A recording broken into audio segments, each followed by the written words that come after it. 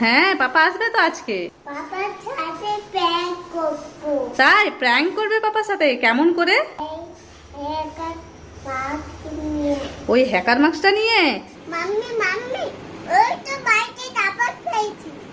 হ্যাঁ, তারপরে এসে গেছি। এসে গেছে। চলো চলো তাহলে দেখতে যাব। চলো।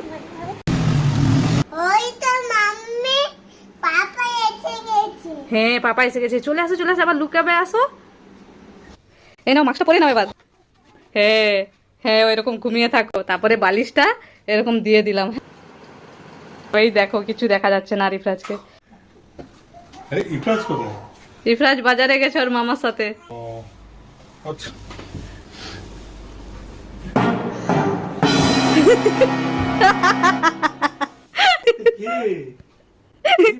রিফরাজ প্র্যাঙ্ক করেছে তোমার সাথে।